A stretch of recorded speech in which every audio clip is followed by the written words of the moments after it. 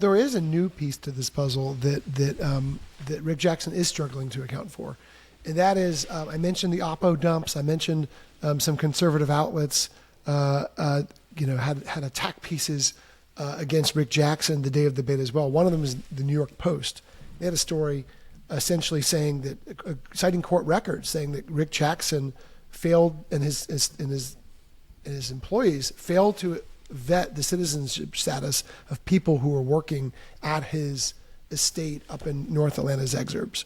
And this was something that was bound to come up, right? When you saw the timing of the story, the day of the debate, and certainly if you got as many as text messages as I did, and I'm sure you did, from people allied with Burt Jones, you knew this was going to come up. I did not ask about it in the debate because I had some other questions. Not that this wasn't, a key issue, but I knew in the back of my mind, you could tell that Burt Jones was going to bring it up in some form or fashion, and he sure did. Here is, I think, one of the most telling exchanges of the entire campaign. You don't have any illegals working for you right now, or in the past? I don't know. Oh. Here's the reason why.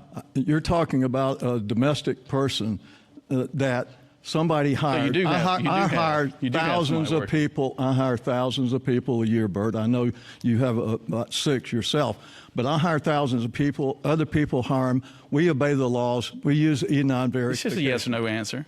It's just a yes or no answer. Take 15 seconds, Mr. Jones, and we'll wrap this up and move on. No, it's just a yes or no answer. I asked him if he has illegals working for him right now, and he can't. He said he did, and then he said he didn't. So, if that was the first time hearing that exchange, it will not be the last. I promise you, it'll be all over the airwaves. After the debate, the Jackson campaign told me, quote, "It's just like a corrupt politician to attack Rick Jackson over someone hired by his landscaper." So they're kind of just saying, look, he's got a lot of employees.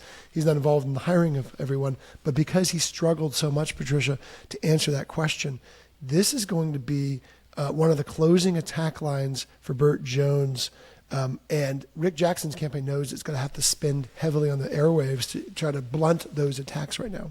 Even more heavily on the airwaves. Yes, and I think this will get to the Burt Jones message. You cannot trust this guy. Whatever he says about how he feels about issues, it's not who he really is.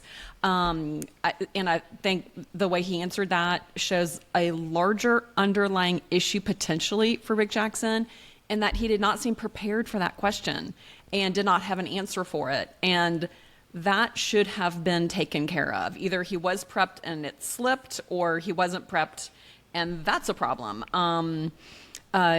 Immigration is maybe the second issue at this point for Republican voters after jobs in the economy, and you need to really be tight on that and have an answer. And if you have an estate the size of Rick Jackson's, which is quite frankly a Versailles level of palatial, you probably have to be double checking who is working on there, because that's a lot of people. And it just, again, felt like he was not ready for that. And we have heard from many first-time candidates who say, wow, this is a lot harder than I thought it was going to be.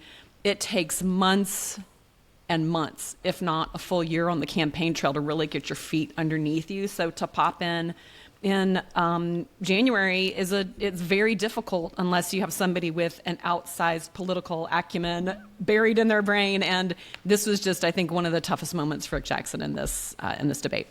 Yeah, and again, one that I think Burt Jones will amplify as early and often as he possibly can. I'm already seeing it all over social media. Yeah. I expect attack ads, I don't know, imminently now. And then also, Patricia, just a quick thing, like, how rich are you that you don't know who works for you? Like, that's a lot of people in your house, like not even in your, of course, Jackson Healthcare is a huge corporation, but you don't know who works at your house?